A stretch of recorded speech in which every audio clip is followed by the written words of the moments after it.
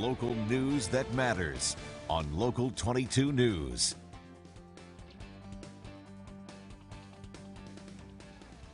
At this place in history, we're in Montpelier with Amanda Gustin, the Public Programs Manager for the Vermont Historical Society, and we're at the Vermont History Museum. What are we talking about today?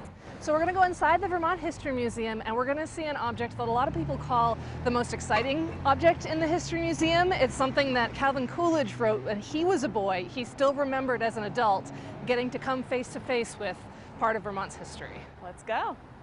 All right, Amanda, I have to agree with Coolidge. I've been here a few times before, and this is certainly one of the most memorable parts. What is going on here?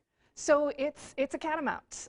This is the last catamount shot in the state of Vermont. Catamounts were hunted in Vermont for quite a while. Before that, it was actually part of the first set of laws of the state of Vermont that you could legally hunt down and receive a bounty for killing a catamount. So on Thanksgiving Day in 1881, a 15-year-old boy named James Cadwell was out, and he came across some tracks in the freshly fallen snow. So he went and got a few more people. One of them was a man named Alexander Crowell, and eventually they came across this catamount. And Alexander Crowell shot him twice and killed him.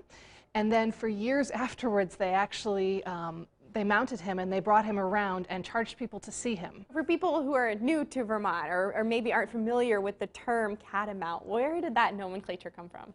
That's a great question, and it's one we get a lot. So let's head to a different part of our exhibit and I'll tell you. The catamount, which is also a mountain lion, a cougar, a panther, and a ton of other words, is actually one of the most widely distributed mammals in the whole world. So you can imagine there's a lot of local names for this same animal. In Vermont, there are 3 words that would describe this animal. The earliest would be bitolo, which is the Abenaki word for catamount. It means long tail. Around the time our cat was killed, it probably mostly would have been panther, and now we most commonly use the word catamount. It comes from cat of the mountains. It actually comes from Shakespeare, and you see that word used sort of up and down Appalachia, including here in Vermont. At what point did the general view go from a nuisance animal to maybe sort of a sense of regret? Yeah, so the last one was killed in 1881, right? Within about 50 years, the language starts to change, and they see all these qualities that they had feared in the catamount, what an incredible predator it was, how athletic it was, and they started to think, those are positive qualities too. So you start to get, starting in about the 1920s, this just slow build of things that are named after the catamount, and by the middle of the century it's just exploding. And of course now, you drive around on the highway, you see a truck pass you with a catamount business name, there are the license plates, and there is artwork, and all of these things that we use today. Catamount has just become shorthand for a certain representation of Vermont. There are people watching this who know that they have seen a catamount. What do you say to them?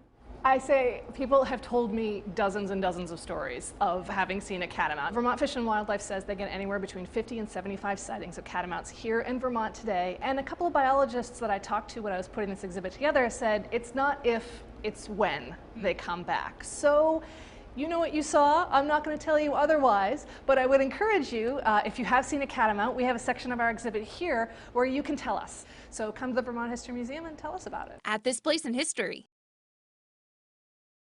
Local news that matters on Local 22 News.